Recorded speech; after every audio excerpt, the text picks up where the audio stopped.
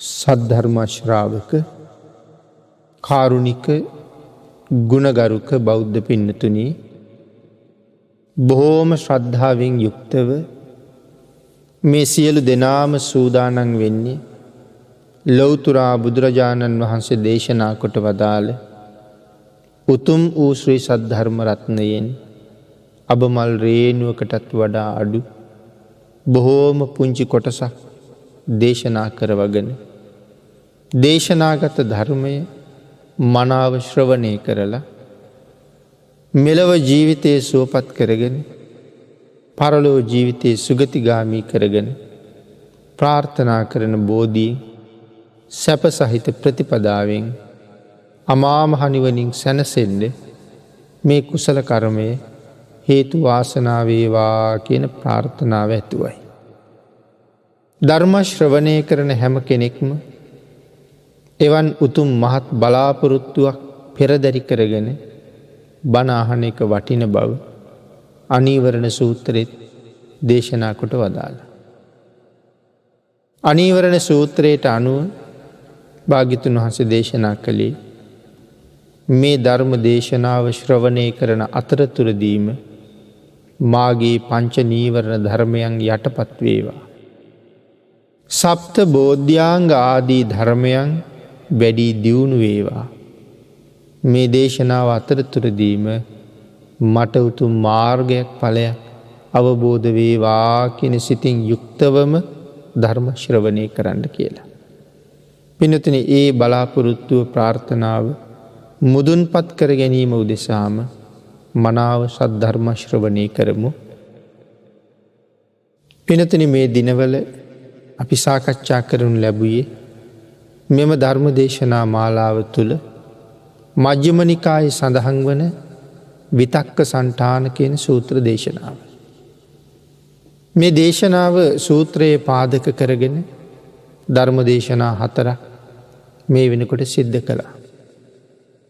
විතක්ක සණ්ඨාන සූත්‍රයේ ඇසුරු කරගෙන සිදු කෙරෙන අවසාන ධර්ම දේශනාවයි මේ සිදු කරන්න බලාපොරොත්තු වෙන්නේ. අකුසලයෙන් ඈත් වෙන්න, අකුසලයේ දුරු කරගන්න බලාපොරොත්තු වෙන අය ඒ අකුසලයේ මැඩගන්න කොහොමද කටයුතු කළ යුත්තේ? විශේෂයෙන් භාවනා වඩන භික්ෂුව තමන්ගේ මූල කර්මස්ථානයේ මෙනෙහි කරමින් ඉන්න අතරතුර උපදින අකුසල් සිත මැඩගන්නේ කොහොමද කියන කාරණාව තමයි මේ සූත්‍රයෙන් දේශනා කොට වදාළේ.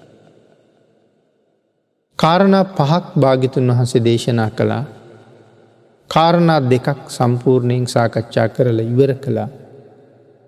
3 වෙනි කාරණාව 4 වෙනි ධර්ම දේශනාවේ ටිකක් සාකච්ඡා කළා. අපි ඒ කාරණාව මෙනෙහි කරලා එතනින් ඉදිරියට ධර්ම දේශනාව සිදු කරමු. හිතේ උපදින අකුසල විතර්කයන් මැඩපවත්වන 4 වෙනි කාරණාව හැටියට භාග්‍යවතුන් වහන්සේ දේශනා කොට වදාළේ යම් කිසි කාරණාවක් දැකලා ඒ කාරණාව පදනම් කරගෙන රාගය, ද්වේෂය, මෝහය ආදී අකුසල කර්මයක් හට ගන්නවා නම් ඒ අකුසල කර්මය හටගන්න එක නැති කරන්න ඒ කාරණාව දිහා බලන්න එපා කියලා දේශනා කළා. පැහැදිලි කළා යම් ඇස් තියෙන පුද්ගලයෙක් තමන්ගේ ඇස් දෙක ඉස්සරහට තමන් අකමැති දෙයක් මුණ ගැහුණොත් අකමැති දෙයක් මුණ ගැහිච්ච ගමම්ම කරන්නේ ඒ අකමැති දේ දිහා බලන එක නතර කරනවා. එක්කෝ අහක බලා ගන්නවා, එහෙම නැත්තම් ඇස් පියා ගන්නවා. අන්න ඒ වගේ මේ අකුසල චෛතසිකයේ සිතට ඇතුල් වෙනවත් එක්කම ඒ අකුසලයේ උපන්නේ මොන හේතුව නිසාද? උපදින්නේ මොන කාරණාව නිසාද? ආන් ඒ කාරණාව මෙනෙහි නොකර ඉන්න කියලයි දේශනා කරලා තියෙන්නේ. පින්වතුනි, පැහැදිලි කළා මූල කර්මස්ථානයේ අරගෙන ඉන්න වෙලාවට අකුසල විතර්කයක් ඉපදුනහම ඒ අකුසල විතර්කයේ මෙනෙහි නොකරම ඉඳලා නැති කරගන්න උත්සාහ කරන්න කියලා. නැවත කර්මස්ථානයට එන්ඩ කියල සඳහන් කරන්න අකුසලය මගහැරලමයි. එහෙමනං මෙනෙහි නොකර ඉඳලත් ඒ අකුසල විතර්කයේ මැඩගණ්ඩ බැරිවුණොත් නැවත මොකක්ද යොදාගන්න උපක්‍රමය. අපි එතෙන්ට එනකං 4 වෙනි ධර්ම දේශනාව සාකච්ඡා කළා. නැවත යොදාගන්න උපක්‍රමය තමයි තමන්ට පාඩම් තියෙන සූත්‍ර දේශනාව. පිරිත් සූත්‍රයක් වේවා, ත්‍රිපිටකයේ තියෙන සූත්‍රයක් වේවා, මේවාගේ දේශනාවක් අරගෙන හයියෙන් හඬ නගලා කියවන්න කිව්වා. මේ අකුසල විතර්කයෙන් බැහැර වෙන්න. එතකොට තමන්ගේ හිත ඒ කාරණාවට යොමු වෙච්ච නිසා මතක් වෙන අකුසල නිමිත්ත අමතක කරන්න පහසුයි. එහෙම නැත්තං දේශනා කළා තමන් ළඟ තියෙනවන බුදුගුණ, දහම්ගුණ, සංගුණ අන්තර්ගත වෙච්ච කිසියම් පොත. ආන් ඒ පොත අරගෙන තුනුරුවන් ගුණ සජ්්‍යායනා කරන්න කියලා දේශනා කළා. එතකොට අර අකුසල විතර්කය අමතක වෙලා යනවා. දැන් මේ භාවනා කර කර ඉන්න ගමන් තමයි මේ අකුසල විතර්කය පහළ වෙන්න. එතකොට භාවනා කරන කර්මස්ථානයෙන් සම්පූර්ණයෙන් අයින් වෙනවා. ගොද අකුසල විතර්කයක් හිත ඇතුළේ පැනනගිනකොට හිතට සමාධියකට යන්න බෑනි. ඒ නිසා මූල කර්මස්ථානය එතනින් නතර කරනවා. නතර කරලා මේ ඇතිවුණ රෝගයට පිළියම් කරනවා. පිළියම් කරලා අපහු මූල කර්මස්ථානයට ගිහිල්ල කාරණාව දියුණු කරනවා. ඒ පිළියමක් හැටියට තමයි මේ තුනුරුවන් ගුණ සජ්්‍යායනා කර කර මේක අත්හරින්න උත්සාහ කරන්න. ඊළඟට සඳහන් කළා එහෙමත් බැරින. තැන් කරුණු කීපයක් සඳහන් කළාන. මුලින් සඳහන් කළා සූත්‍ර දේශනාවක් කියවන්න. එහෙම නැත්තං තුනුරුවන්ගේ ගුණ අන්තර්ගත පොතක් තියෙනවන ඒ තුනුරුවන් ගුණේ හඬ නගල කියවන්න. ඒ ක්‍රම දෙකෙන්ම බැරිවුණොත් සඳහන් කළා එදිනෙදා කටයුතුවලට ගන්න භාණ්ඩ තමන්ගේ උපකරන මේ දේවල් දිහා බලන්ඩ කියලා. සාමාන්‍යයෙන් ඉන්න තැන එදිනෙදා අපි ප්‍රයෝජනයට ගන්න දේවල් තියෙනවා. ඉදල, කොස්ස, ගිනි දල්වන දරලි, සමහරලාට උදැල්ල, ප්‍රේක්කය මේ ආදී එදිනෙදා පරිහරණයට ගන්න දේවල්. එව්ව දිහා බලනවා මේ උදැල්ල, මේ රේක්කය, මේ ඉදල, මේ කොස්ස, මේ පුටුව ඒවාගේ ඒ භාණ්ඩ ගැන මෙනෙහි කරන්න කිව්වා. එහෙම මෙනෙහි කරනකොට කුසලයෙන් මෙදෙන්න පුළුවන් වෙයි කියලා. ඒ ක්‍රමයටත් බැරුව ගියොත් තමන් ළඟ තියෙන පිරිකර ඇද බලන්න කිව්වා.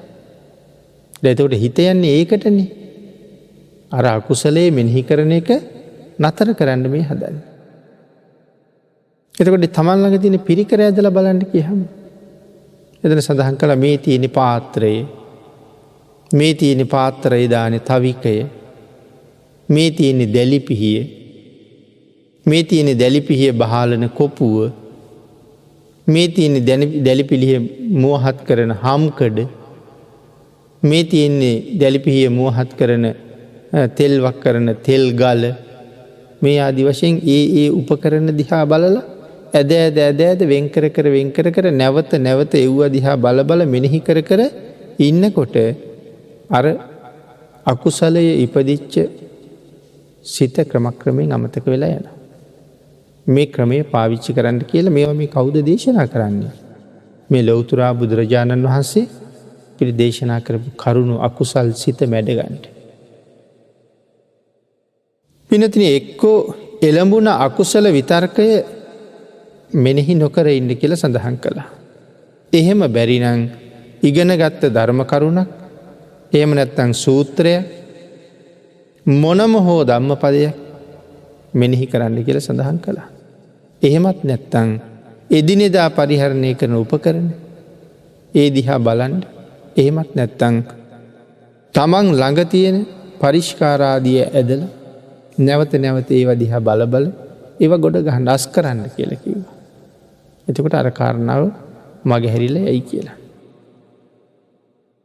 එහෙමත් නැත්තං මේ එදිනෙදා පරිහරණයට ගන්න භාණ්ඩත් බලලා මේ දේවල් වලිනුත් බැරිවුණුත් තමන්ගේ සිවුර ඉරිලනං ඉදිකට්ටක් අරගෙන ඒ සිවුර මහන්ඩ පටන් ගන්න කිව්වා. එතකොට දැන් මහාන ක්‍රියාව සම්බන්ධයෙන් හිත යොමු වෙලා තියෙන්නේ. එතකොට දැන් මේ ඉරිච්ච තැන මහලා ඉවර වෙනකොට අර අකුසල චෛතසිකයේ අකුසල් ඉපදිච්ච කාරණාව අමතක වෙලා යනවා. මේ ක්‍රම ඔස්සේ තමන්ගේ හිත අකුසලයට යොමු වෙන එක නවත්ත ගන්න. දේශනා කළා මේ අනුගමනය කරන ක්‍රමය හරියට අහක බලනවා වාගේ වැඩක් කියලා.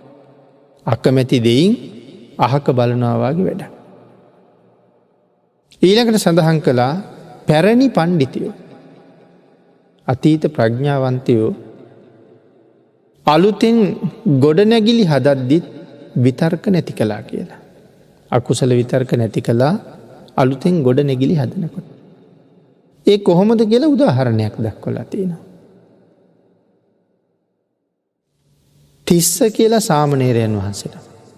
මේක අපේ ලංකාවේ කතාව. අට කතාවේ සඳහන් කර. තිස්ස කියන සාමණේර භික්ෂුව තිස්ස මහාරාමේ තමයි වැඩ ඉන්නේ. උන්වහන්සේ තරුණ වයසේ ශාසනික ජීවිතය පිළිබඳව කලකිරෙනවා. කලකිරිලා ගෙදර යන්න හිතෙනවා. සිවුරු වරින්න හිතෙනවා. ඉතින් කාටවත් නොකිය සිවුරු ඇරලා ගියේ නෑ.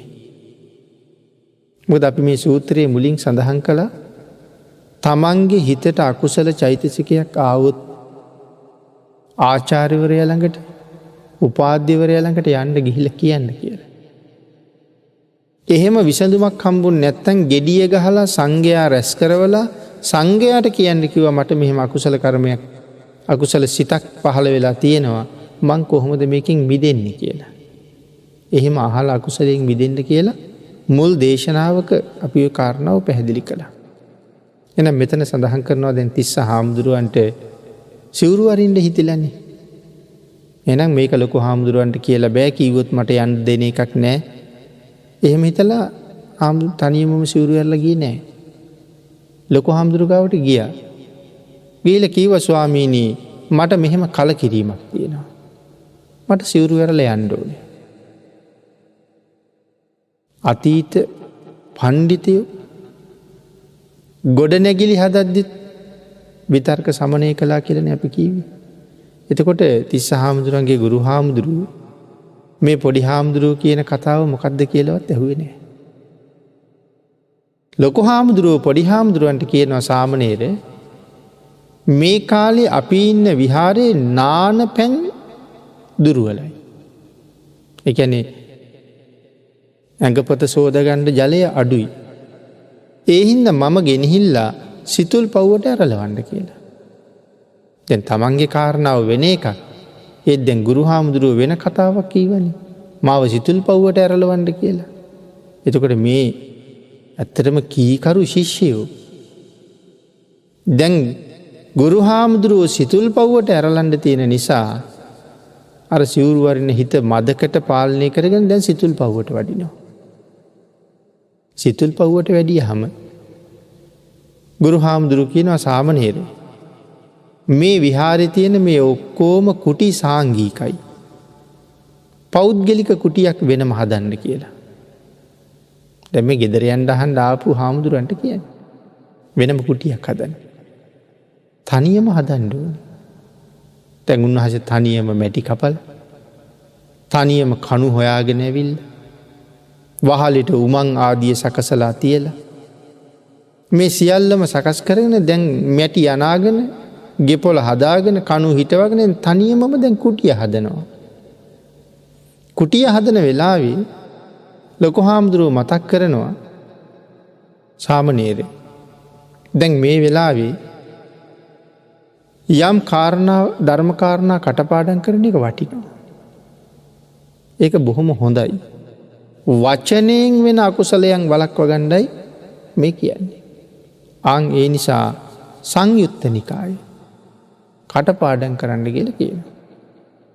කුටියත් හදනවා, සංයුක්ත නිකායත් කටපාඩම් කරනවා. දැන් කුටිය හැදීමේ කටයුත්තට හිත යොමු කරපු නිසා කයෙන් වෙන්න තිබුණා නම් අකුසල කර්මයක් දැන් ඒවගෙන් ඈත් වෙලා ඉන්නේ. සංයුක්ත නිකාය කටපාඩම් කරන නිසා වචනයෙන් වෙන්න තිබුණා නම් අකුසල කර්මයක් දැන් ඒවගෙන් ඈත් වෙලා තියෙන්නේ. ඒ ධර්මයෙන් කටපාඩම් කරන්නේ. දැන් මේ මහා ප්‍රඥයෝ කටයුතු කරලා තියෙන හැටි. ඒ කාරණාව එහෙම දක්වලා උන්වහන්සේට සඳහන් කළා තේජෝ කසිනියත් වඩන්න කියලා. දැන් සංයුක්ත නිකායත් කටපාඩම් කරනවා, තේජෝ කසිනියත් වඩනවා, කුටියත් හදනවා. දැන් මෙහෙම යනකොට කුටියේ වැඩ ඉවර වෙනවා. කුටියේ වැඩ ඉවර වෙනකොට සංයුක්ත නිකායත් කටපාඩම් වෙලා ඉවරයි. කර්මස්ථානයත් දැන් අර්පණා මට්ටමට වැඩිලා. දැන් තේජෝ කසිනේ වඩනවනේ.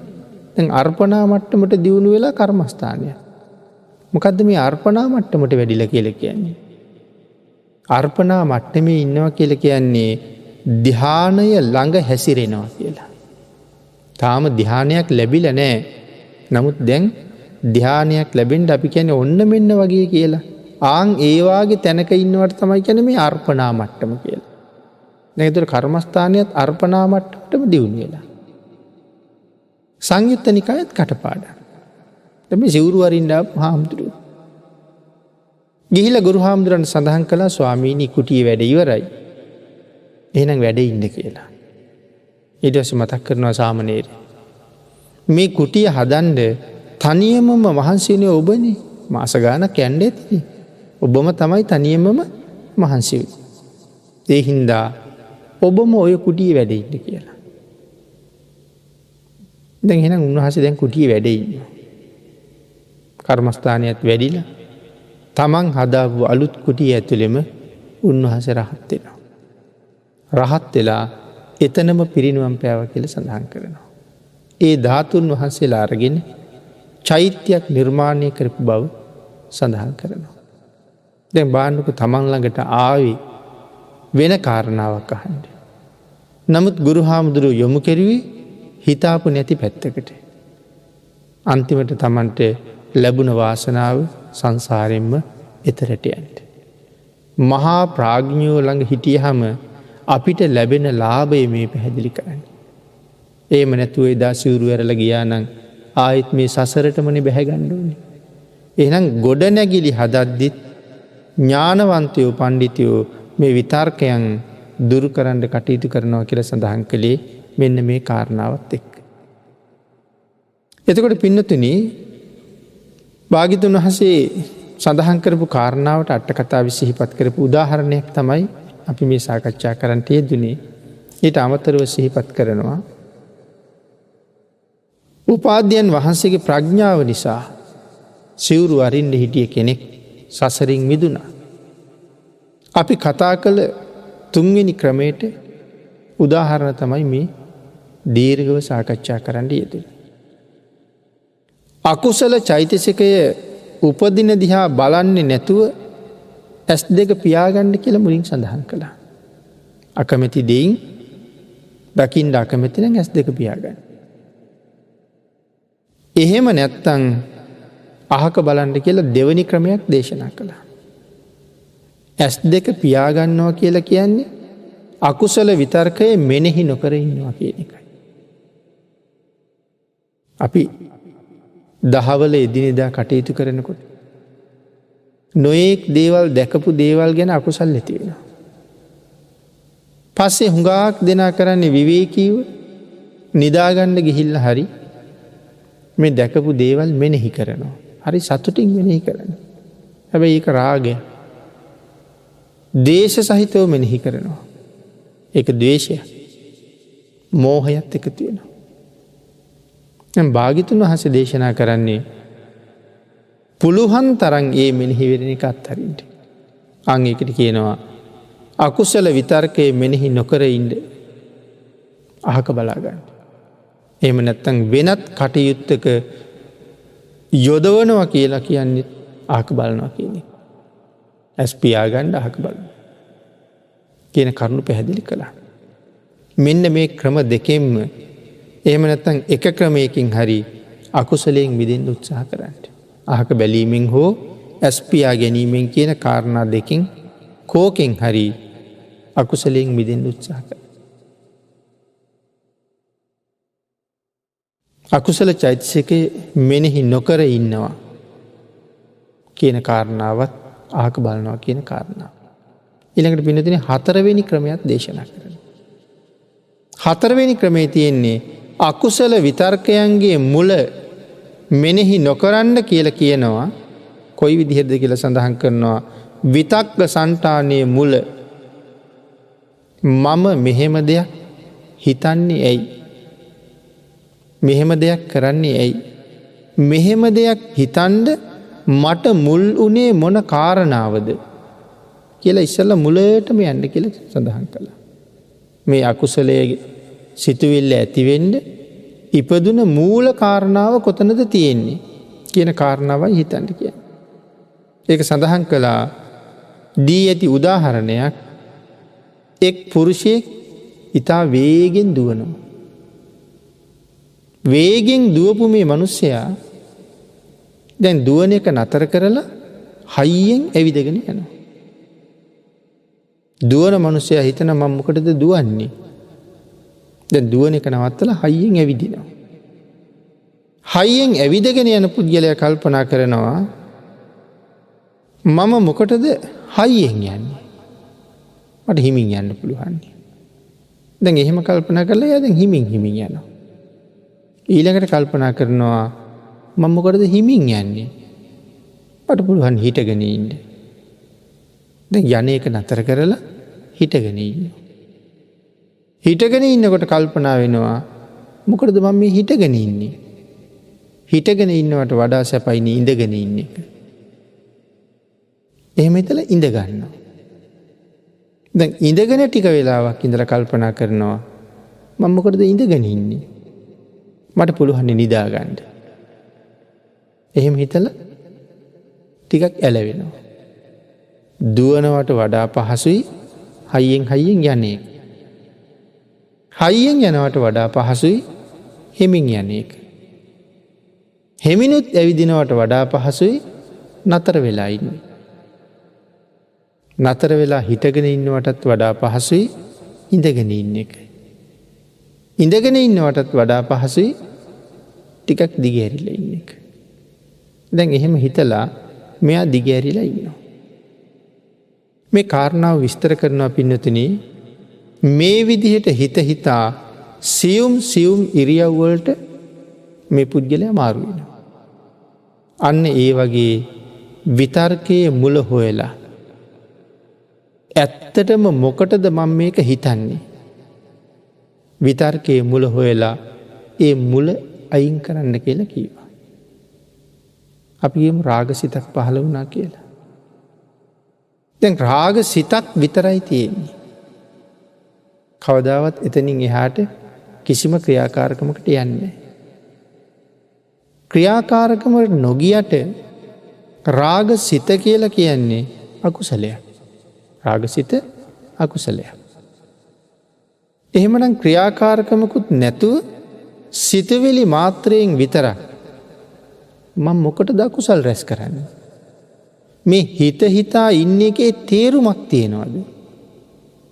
තේරුමක් නැත්තම් අකුසලයක් විතරක් මොකට හොයනවද කියන කාරණාවට ගිහිල්ලා ඒක අත්හැරලා දාන්න කියලා මේ කියන්නේ. මුලම හොයාගෙන යන්න. නැත්තම් තරහක් ඇති වුණා. මොකක් නිසාද තරහ ඇති වුණේ? මම තැනක තියාපු දෙයක් තව කෙනෙක් අරගෙන වෙන තැනකින් තියලා. මම තියාපු තැන තිබුණේ නෑ කියලා තමයි මේ මහා ද්වේෂයක් ඉපදිලා තියෙන්නේ. ඇත්තටම ඒක මෙච්චර කේන්ති ගන්න, කතා නොකර ඉන්න, රණ්ඩු සරුවල් කරන්න, ගහගන්න තරම් වටින දෙයක්ද කියලා කල්පනා කරලා ආංගේ විතර්කයෙන් විදෙන්ඩ කියල කියනවා. මුලට ගිහිල්ල මුලින් මෙනෙහි කරන්න මොකක්ද මේක කිය. පිනතුන මේ ක්‍රම 4 අපේ බුදුරජාණන් වහන්සේ පැහැදිලි කරනකොට 4වෙනි ක්‍රමයේදී අට කතාව කියලා තියෙනවා විතක්ක සංකාර සණ්ඨානං කියලා කාරණාව. විතක්ක සංකාර සණ්ඨානං. මේක නිතරම මෙනෙහි කරන්න කියනවා. මොකක්ද එතකොට මේ විතක්ක සංකාර සණ්ඨානං කියලා කියන්නේ. මෙතන සංකාර කියලා කියන්නේ ප්‍රත්‍ය. එහෙම නැත්තම් අකුසල චෛතසිකයට හේතු වන මූල කාරණාව. ඒකට තමයි සංකාර කියලා තියෙන්නේ. මේ විතර්කයට මොකද්ද මූල කාරණය? රාගය. එහෙනම් මේ රාගය කොහොමද ඇති වෙන්නේ? මොන හේතුව නිසාද ඇති වෙන්නේ? කුමන කරුණක් නිසාද? මුලින් මතක් කළා එහෙම වුණොත් අසුබයට යන්නේ. රාගයේ හිතට දැඩිසේ වද දෙනවා නම් අසුබයට යන්න. අසුබ භාවනාව තමයි රාගය ප්‍රහීණය කරන්න තියෙන හොඳම ක්‍රමය. එන්න මේ රාගයේ, ද්වේෂයේ, මෝහය නැති කරන්න භාග්‍යවතුන් වහන්සේ සඳහන් කරපු මුල් කරුණු ටික මුලින් සාකච්ඡා කළා. රාගය නැති කරන්න නැත්නම් ගින්නක් තමයි උදාහරණයට පෙන්වන්නේ. ගින්නක් නිමන්න ක්‍රම කීපයක් යොදන්න පුළුවන්. ගිනි ගන්න තැනට තෙත අතු දාලා ගින්න නිමන්නත් පුළුවන්. ගිනි ගන්න තැනට පස් දාලා ගින්න නිමන්නත් පුළුවන්. හැබැයි ওই ක්‍රම දෙකෙන්ම තැන් තැන් වල චුට්ටක් හරි ගින්දර ඉතුරු වෙන්න පුළුවන්. එහෙම නෙවෙයි වතුර දැම්ම කිසි තැනක ඉතුරු වෙන්නේ සම්පූර්ණයෙන්ම ගින්න විනාශම වෙලා යනවා. ආන් ඒ වගේ තමයි රාගය ඇති වුණොත් නැති කරගන්න තව ක්‍රම පාවිච්චි කරන්න පුළුවන්. නමුත් අසුබ භාවනාව රාගය දුරු කරන්න තියෙන හොඳම ක්‍රමයයි. ගින්න නිමන්න ජලය වැක්කිරුවා හා සමානයි රාගයට අසුබ භාවනාව. එයින්ද මෙතන සඳහන් කරනවා මූල කාරණාව රාගය ඇති වෙනවා නම් මොකටද මේ රාගය ඇති වෙන්නේ? මේක මේ රාගය ඇති වෙන්න තරම් කරුණක්ද? සමහර කෙනෙකුට ඇඳුමක් දිහා බලලත් රාගය උපදිනවා. සමහර කෙනෙකුට කෙනෙක් ගෙදරට ඇවිල්ලා ගියා කියලා කිව්වත් ද්වේෂය උපදිනවා. ඉතින් මේ ඇඳුමක් දිහා බලලා මේක මේ රාගය උපදවන්න තරම් දෙයක්ද මේ ඇඳුම? අහවල් මිනිසයා ගෙදර ඇවිල්ලා ගියා කියලා කියන්නේ මට කේන්ති ගන්න තරම් දෙයක්ද කියලා මූල කාරණාවට ගිහිල්ලා ඒක දුරු කරගන්න කියනවා. භික්ෂූන් වහන්සේ නමක් නම් මෙන්න මෙච්චර සිල්පද ප්‍රමාණයක් ආරක්ෂා කරන්න මම පොරොන්දු වෙලා ඉන්නවා. ගිහි පාර්ශවයේ නම් නිත්‍ය සීලය 500. සාමණේර ස්වාමින් වහන්සේ නමකගේ නිත්‍ය සීලය සාමණේර දස සීලය. එතන සිල්පද 10ක් තියෙනවා. දිවි හිමියෙන් මේ සිල්පද ආරක්ෂා කරනවා කියලා පොරොන්දුවක් දීලයි තියෙන්නේ. එහෙනම් සඳහන් කරනවා මෙච්චර සිල්පද ප්‍රමාණයක් රකින්නවා කියලා මම පොරොන්දු වෙලා ඉන්නේ. මම ආරක්ෂා කරන්න පොරොන්දු වුණ මේ සිල්පද ප්‍රමාණය මේ තරම් වටිනවා. මේ සිල්පද ආරක්ෂා කරන එක ඒ තරම්ම වටිනවා කියලා සිල් රැකීමේ ගුණය දන්න කෙනා හොඳට දන්නවා. ජීවිතේම කැප කරලා සිල් රකින්න පොරොන්දු වෙච්ච මම ඒ රකින්න සීලේ කඩන්න තරම් වටිනවද කියලා හිතන්න ඕනේ. රාගසිතක් අරගෙන මේ රකින්න සසර පුරා මට සුවයක් උදා කරලා දෙන්න මතු සංසාර ජීවිතයේ නිවන් දකින්න තුරු සැපවත් කරන මේ මහා උතුම් සීලය කඩන්න වටිනවද? පින්නතුනි මේක ඕන කෙනෙකුට එකතු කරගන්න පුළුවන්. භාග්‍යවතුන් වහන්සේ දේශනා කළේ සුළු සැපය අත්හරින්න කියලා. මද සැපය අත්හරින්න. මහත් වූ සැපයක් බලාපොරොත්තු වෙනවා නම් කෙනෙක් සුළු සැපය අත්හරින්න කිව්වා. පොඩි ළමෙක් සෙල්ලම් කරන්න ගොඩාක් කැමතියි. සෙල්ලම් කරනවා කියන එක ළමයට සැපයක්. හැබැයි සෙල්ලම් කරන එක නතර කරලා පාඩම් කරනවා ඉගෙන ගන්නවා පන්ති යනවා කියන එක ළමයට දුක. නමුත් සෙල්ලම් කරන්න දිග කාලයක් තියෙනවද? අවුරුදු 17ක් අවුරුදු 18ක් විතර සෙල්ලමෙන් ගත කරයි. ඊට පස්සේ ටික ටික ජීවිතේ වගකීම් වෙනවා. තාමත් අම්මගෙන් තාත්තගෙන් සල්ලි ඉල්ලන්න බෑ. මට කියලා කීයක් හරි අතේ තියෙන්න ඕන කියලා හිතනවා. ඔය වයසට එනකොට ළමයි මොනවා හරි හම්බ කරන්න යොමු වෙනවා. හුඟක් අය. දැන් සෙල්ලම් කරපු කාලේ ඉවරයි. දැන් යමක් හම්බ කරගන්න ඕනේ. හැබැයි ඒ අවුරුදු 17ක් 18ක් වෙනකන් සතුටු වුණානේ. තව ළමේ ඒ සෙල්ලම් කරන වයස පැත්තක තියලා හොඳට ඉගෙන ගත්තා. ඉගෙනගෙන අවුරුදු 25ක් 26ක් විතර වෙනකොට දොස්තර මහත්තයෙක් වෙලා. ඉංජිනේරු මහත්තයෙක් වෙලා. ලොකු පඩියක් ගන්න කෙනෙක් වෙලා. දැන් එයා හොඳ වාහනයක් අරගෙන හොඳ ගෙයක් හදාගෙන බොහොම සැපසේ ගමන් බිමන් යනවා ජීවත් වෙනවා. සෙල්ලම් කර කර හිටපු කෙනා ඊටාම දුකසේ දැන් ගස්වල ගෙඩි කඩනවා. පාරවල් වල වේලි වේලි වැඩ කරනවා. හේන් වල කුඹුරු වල දුක් විඳිනවා. අවුරුදු 60ක් 70ක් ජීවත් වෙනවා නම් අවුරුදු 17ක් විතර විනෝද වෙලා ඊට වඩා වැඩි කාලයක් දුක් විඳිනවා. ඉගෙන ගත්ත කෙනා අවුරුදු 20ක් 25ක් ලොකු කැපකිරීමක් කරලා අවුරුදු 40ක් 45ක් බොහොම සැපවත් ජීවිතයක් ගත කරනවා. මද සැපය අත්හරින්න මහත් වූ සැපයක් බලාපොරොත්තු වෙනවා. මේක ජීවිතේ හොඳ ආදර්ශ පාඨයක්. කෙනෙක් වැරදි කාම සේවනයට යනවා. ඔහු ඊටාම පොඩි වෙලාවකට සැපයක් හොයනවා. නමුත් ප්‍රතිඵලය අවුරුදු කෝටි ගාණක් ලෝකුඹු නිරේවල් වල ඉඳලා කටුයිඹුල් නිරේවල් වල ඉඳලා තවත් මහ භයානක නිරේවල් වල දුක් විඳිනවා. විනාඩි 15ක 20ක සතුටක් හොයන්න ගිහිල්ලා අවුරුදු කෝටි ගාණක් දුක් විඳිනවා. ඉතින් මේ භික්ෂුවත් හිතන්නේ ඒකයි. සිල්පදේ බොහෝම වටිනවා. ජීවිත පරිත්‍යාගයෙන් රකින්න මේ සීලය කොච්චර යහපත්ද? ඒ සීලය බිඳලා ලබා ගන්න වටිනවද මේ රාගය? මේ ද්වේෂය වටිනවද? අන්න එහෙම හිතලා ඒ සිත ඉවත් කරගන්න කියලා සඳහන් කළේ. යම් සතෙකුට මේ වෙලාවේ අපිට ගහන්න හිතෙනවා. මරන්න හිතෙනවා. හිතන්නකො මදුරුවෙක් කනවා කියලා. මදුරුවාට ගැහුවා කියලා අපිට ලොකු ලාභයක් නැහැනේ. එකෙක් මැරුවහම ආයේ කවදාවත් මදුරුව කන්නේ නැත්තම් පොඩි ලාභයක් තියෙනවා. නමුත් මේක මරලා ඉවරනකොට තව එකෙක් වහනවනේ. ඉතින් එහෙනම් ලොකු ලාභයක් නැහැ. නමුත් එකෙක් තැළුවහම සංසාරේ 100,000 ගණන් වාරවල අපිට තැලිලා මැරෙන්න වෙනවා. ඉතින් එතකොට ඒක මහා භයානක තත්යකට යනවා. අන්න එහෙම හිතන්න කියලා සඳහන් කරනවා. එච්චර සසර තැලි තැලි මැරෙන්න වෙනවා නම් මේ සතා තලන එක වටිනවද?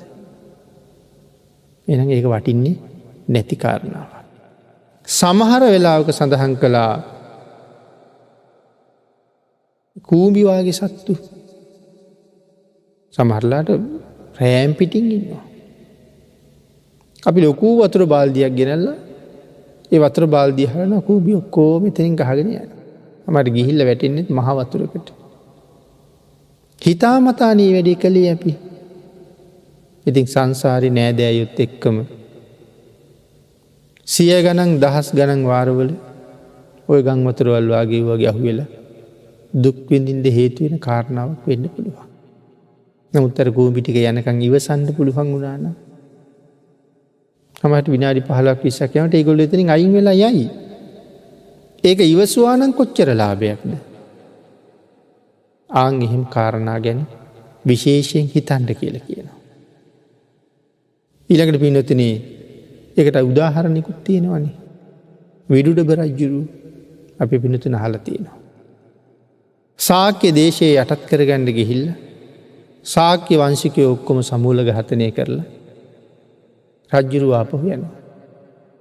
අචිරවතී ගඟි කඳවුරු බැඳගත්තා ආපහු එන ගමන් නැවත. හැමෝම නිදාගත්තා. අචිරවතී ගඟ රෑ පිරිල ගලාගෙනවා රජ්ජුරුවයි ඇමතිවරුයි සේනාධිපතිවරුයි ඔක්කෝම ටික මහමුහුදට යනකම් අරන්ය. ඉතින් එහෙම අකුසල කර්ම මේ සුළු කාරණාවක් නිසා අපිට ඒවාගේ තැනකට පත්වෙන්න පුළුවන්. රජ වෙලා ඉපදුනත් සිටු වෙලා ඉපදුනත් මැති ඇමතිවරු වෙලා ඉපදුනත් අර අකුසල කර්මය විපාක දෙනවාමයි. එඳ ඉවසන්ඩ කියල සඳහන් කරනවා. පිනතුන මූල කාරණාව හොයල බැලූ හම මේ කරන්ඩ හදන වැඩේ මේ තරන් දුක්විඳින්ට තරම් වටිනවද. සමහරලාට මේ අතුගාන ගමන් ඒකූ බිරාණ දැක්කේ.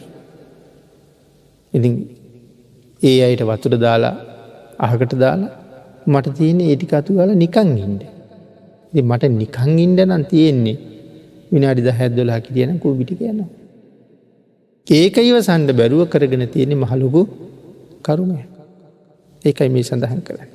මූල කාරණාවට ගිහිල්ල බලන්ට මේක කරන්න වටිනවද. ඊළඟට සඳහන් කළා අර පුද්ගලයා වේගෙන් ගමන් කලානි අපි උදාහරණයට සාකච්ඡා කළා. දැන් ඒක පැහැදිලි කරනවා වේගෙන් ගමන් කරන කාලයේ අකුසල විතර්කය සහිතව ඉන්න කාලෙ වගේ. පුද්ගලයා වේගෙන් යනවා කියලා කියන්නේ අකුසලයත් එක්ක ඉන්න කාලේ වාගේ. සමානයි වේගෙන් යනවා. ඊළඟට සඳහන් කළා මේ පුද්ගලයා බොහොම වේගෙන් දුවනවා. එතකොට දුවන එක මොකද්ද? වේගෙන් දුවනවා වගේ කියලා කියන්නේ අකුසල විතර්කේ ඇති වෙන කාල. ඉස්සරලාම අකුසලේ හටගත්ත කාලයක් තිබුණනේ. ඒ හටගත්ත කාලේ වේගෙන් දුවනවා වගේ. එතකොට හයියෙන් යනවා කියලා කියන්නේ ඒ හටගත්ත විතර්කයක් එක්ක අපි ජීවත් වෙන කාලේ හයියෙන් යනවා වගේ. ඊළඟට හයියෙන් ගියපු කෙනාට හිතනවානේ මොකටද මම හයියෙන් යන්නේ? හෙමින් ගියා නම් හොඳයි කියලා. එතකොට හෙමින් ගමන් කරන කාලය අකුසල විතර්කය අයින් කරගන්න උත්සාහ කරන කාලය. අකුසලයේ ඇවිල්ලා තියෙන්නේ අකුසලයෙන් මිදෙන්න ඕනේ. ඒකට උපායවල් හදනවා දැන් අකුසලයෙන් මිදෙන්න. ඒකට කියනවා හෙමින් ගමන් කරන කාලය කියලා. එතකොට හෙමින් ගමන් කරපු කෙනාට හිතුණා මොකටද මං හෙමින් යන්නේ? නතර වෙලා ඉන්නවානේ. ඊට පස්සේ සඳහන් කරනවා හිටගෙන ඉන්නවා කියලා කියන්නේ ඇතිවෙන අකුසල විතර්ක නතර කරලා මූල කර්මස්ථානයට නැවත යනවා. දැන් භාවනා කර කර ඉන්නකොටනේ අකුසලයේ ඇති වුනේ. දැන් එතකොට නතර වුණා කියලා කියන අකුසල ටික ඔක්කොම අයින් කරනවා. අයින් කරලා ආයෙ පාරක් මොකේටද යන්නේ? තමන් කර කර හිටපු භාවනාවට යනවා. කාරණාව අපේ පැහැදිලි ඇති. අපි කියමු මෛත්‍රී භාවනාව වඩනවා කියලා. මෛත්‍රී සිත පතුරෝ ඉන්නකොට හදිසියේ හිතට ද්වේෂ සිතක් එනවා. වෛර සිතක් එනවා. එතකොට වෛරයයි මෛත්‍රියයි දෙක ප්‍රතිවිරුද්ධයිනේ. අන්න ඒක හින්දා දැන් මේ වෛරී සිත අයින් කරන්න මෛත්‍රී සිත පැත්තක තියලා ඇවිල්ලා මේ අකුසල සිත නැති කරගන්න කටයුතු කරනවා. දැන් අකුසල සිත ඇති වෙන කාලේ වේගෙන් යනවා. ඒ අකුසල සිතත් එක්ක ඉන්න කාලේ හයියෙන් ගමන් කරනවා. අකුසල සිත නැති කරන්න ඕනේ කියලා කටයුතු කරන එක හෙමින් ගමන් කරනවා. අකුසල සිත නැති කරගෙන නැවත මෛත්‍රී කර්මස්ථානයට යනවා කියන එක තමයි හිටගෙන ඉන්නවා කියලා කියන්නේ. ඊළඟට ඉඳගෙන ඉන්නවා කියලා කියන්නේ ඒ මූල කර්මස්ථානයේ වඩලා රහත් වුණා කියන එකයි. මොකටද මම හිටගෙන ඉන්නේ? මං ඉඳ ගන්න ඕනේ නේ කියලා ඉඳගත්තා. ඒතර ඉඳගත්තා කියලා කියන්නේ කර්මස්ථානයේ දියුණු කරලා රහත් වුණා කියන එකයි. ඊට පස්සේ කල්පනා කළා මොකටද මම ඉඳගෙන ඉන්නේ? දිගහැරලා හිටියනම් හොඳයි. එහෙනම් මොකද්ද මේ දිගහැරලා හිටියා කියලා කියන්නේ? නිදාගත්තා කියලා කියන්නේ. නිදාගත්තා කියලා කියන්නේ රහතන් වහන්සේ නිවන අරමුණු කරලා ඵල සමාපත්තියට සමවදිනවා කියන එකයි. එහෙනම් පැහැදිලි කළා රහතන් වහන්සේට වෙන කරන්න දෙයක් නැහැ. තමන් වහන්සේ විසින් වෙහෙසිලා පාරමී පුරලා ගුණ පුරල ලබාගත්ත උතුම් අරහත්තේ. ඒ උතුම් සුවය සමාපත්තියෙන් බුක්ති විඳිනවා සමාපත්ති සුවය විඳිනවා. සඳහන් කළා මෙතනට එක ජාතක කතාවක්. අපිගේ මූල අකුසලයේ මුල හොයන්න කෙල නිසරල. අපි පිනතු නහල තියෙනවර හාවික් දුවගෙන දුවගෙන යනවා පොළොව පෙරලෙන්ඩෙනවා නැත අහස කඩා වැටෙනවා කියලා. හාව දුවනකොට අනික් සත්තු හනවා ඇයි දුවන්නේ කියලා. මෙයා කාරණාව කියනවා. ඔක්කෝම දුවන. දැන් විශාල සත්තු ප්‍රමාණයක් දුවන. එතකොට සිංහෙක් කම්බෙනවා. සිංහයානෝ කොහෙද ඔක්කොම දුවන්නේ. එතකොට මේ සත්තු කෝම සිංහයට කියනව කාරණාව. කවුද කීවේ අර හාව තමයි කීවේ. හාව ගාවට යනවා. හාවගින් ඇහුව හම කියනවා මන් තැනක නිදාගෙන කිය. තර මහා සද්ධයක් ඇහුණ. මංහිතු අහස කඩා වැටෙනවා කිය. දැම්මි දුවන. සිංහ කල්පනා කළ එහෙම වෙන්ඩ බෑන. හා බලන් දෙයන් දැන් සත්තු ටිකත් අඩගහගෙන හාවත් අඩගහගෙන හාවන් නිදාගෙන හිටපු තැන්ට යන. මුලට ගිහිල්ල හොයන්ඩ යන්නේ. ගෙහින් විමසිලිමත් වුණා. මූල කාරණාව හම්බුණ. මොකද තල් අත්තක්කුඩට බෙලිගෙඩියක් වෙටිලා. හාවට නින්දෙන් ලොකූ සද්ධයක් එහිල්ල. හාව මූල කාරණාව හෙව්වෙ නෑ ඉවක් බවක් නැතුව දුවනෝ අනික් කට්ටියත් දුවන. එන මුලට ගිහිල්ල හොය හම එහෙම දුවන්ඩ තරන් දෙයක් තිබුණි නෑ. එන මුලට ගිහිල්ල බලහම මේ තරං රාගයක් උපදවාගණ්ඩ දෙයක් මෙතන තියෙනවද. දේශයක් උපදවාගණ්ඩ දෙයක් තියෙනවද කියලා හිත නිදහස් කරගණ්ඩ පුළුවන්.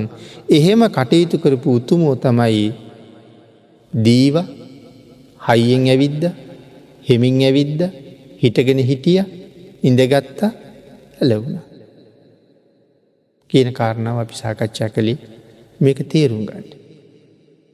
ඉන් පසුව පින්නතුන අන්තිමට සඳහන් කරනවා විතක්ක සන්ටාන සූත්‍රී 5 වෙනි කාරණාව. අපි ඒ කාරණාව කෙටියෙන් සිහිපත් කරලම ධර්ම දේශනාව නිමා කරමු. මොකද්ද මේ අකුසලයේ මඩින 5 වෙනි කාරණාව? අකුසලයක් හිතට එළඹිලා තියෙනවා. ඒක මග හරව ගන්නම බෑ. සඳහන් කළා උඩු දත් ඇන්දයි යටි දත් ඇන්දයි එකට තියලා හයියෙන් තද කරන්න කියලා. එතකොට වේදනාවක් එනවා. හයියෙන් තද කරගත්තාම වේදනාවක් එනවා. ඒ වේදනාව දැනෙන්න එහෙම්ම ඉන්නවා. ඒ වේදනාව නිසා අපිට හිමින් අකුසල විතර්කය හිතින් පහ වෙලා යන. ඒක අමතක වෙලා මේ වේදනාව ඉස්මතු වෙන්න පටන් ගන්නවා. මෙන්න මේ ක්‍රම පහෙන් කොයි ක්‍රමෙන් හරි හිතේ උපදින රාගය, ද්වේෂය, මෝහය නැති කරගන්න උත්සාහ කරන්න කිව්වා.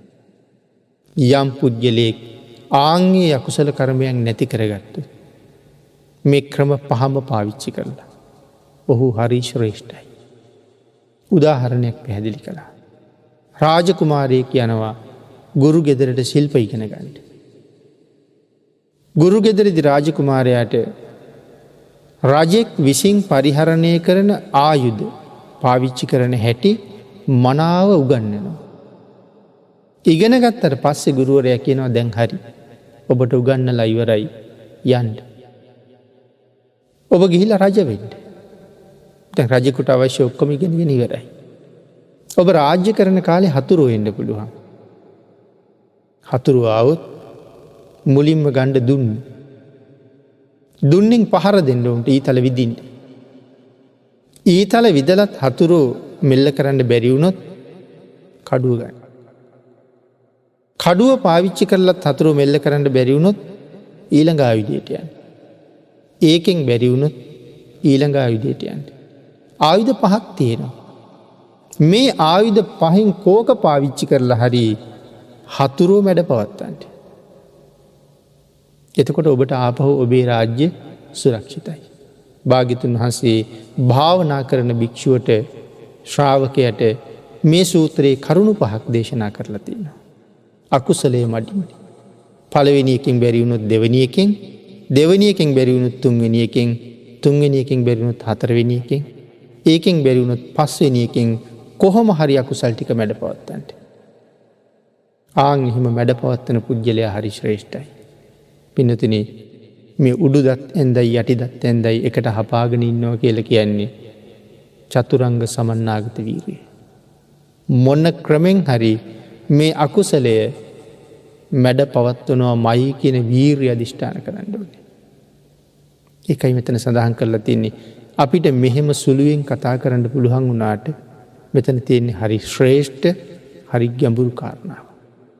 යමෙක් මේ කාරණාවෙන් අකුසලයෙන් දිනනවා නම් ඒ පුද්ගලයා තමන්ගේ හිත තමන්ගේ වසඟයට ගත්ත කියලා කියන්නේ. හිත තමන්ගේ වසඟයට ගත්ත කියලා කියන්නේ. තමන්ට ඕන දේ විතරයි හිතයි. වාහනේ යනකොට අපි වාහනේ අපේ වසඟයට අරන් තියෙන්නේ. වාහනේට ඕන දිහා යන්න දෙන්නේ නැහැ. වාහනේ යන්න ඕනේ අපිට ඕන දිහා. අපේ වසඟයට අරන් තියෙන්නේ. අන් ඒ වගේ අපේ හිත අපේ වසඟයට ගත්තාම හිතට ඕන දේවල් කරන්න බෑ. මට ඕන දේ කරන්න ඕනේ. එහෙම අය ලෝකේ ඉන්න පුළුවන්ද? එහෙම අය මේ සම්බුද්ධ ශාසනය විතරයි හිටියේ. ආන් ඒ පිළිබඳව කරුණු සඳහන් කරනකොට ධම්මපද පාළියේ බොහෝ කරුණු පින්නතුනි පැහැදිලි කරලා තියෙනවා. දූරංගමං ඒක චරං අසරීරං ගුහාසයන් යේ චිත්තං සංයමෙස්සන්ති යමෙක් තමන්ගේ හිත සංවර කරගත්තනං මොක්කන්ති මාර බන්ධන. ඔහු මරණයෙන් මිදුන වෙනවා. ඒ කියන්නේ ආයි කවදාවත් මැරෙන්නේ නෑ. හිත සංවර කරගත්ත කෙනා එක පාරයි මැරෙන්නේ. ඒ කියන්නේ රහතන් වහන්සේනේ. පිරිනිවන් පෑවට පස්සේ ආයි මැරෙන්න උපදින්නේ නෑ. ඒක යමරණීයයි කියලා කිව්වා. ඊළඟට සඳහන් කළා සචිත්ත පරියෝදපන භාග්‍යවතුන් වහන්සේගේ දේශනාව මේක තමා බුද්ධ ආගම. සචිත්ත පරියෝදපන තමන්ගේ හිත දමනය කරගන්න. ඒතං බුද්ධාන ශාසන ඒකයි බුද්ධ ආගම. එහෙනම් බුද්ධ ආගම කියලා කියන්නේ ඒකාන්තයෙන් හිත හදන වැඩපිළිවෙල. මේ හිත හදාගත්ත කියලා කියන්නේ සංසාරයෙන් මිදුන කියන්නේ. ඒකයි බුද්ධ ආගම. එනම් පිළිතුරු විතක්ක සන්තාන සූත්‍රයේ මෙතනින් සමාප්ත කරනවා.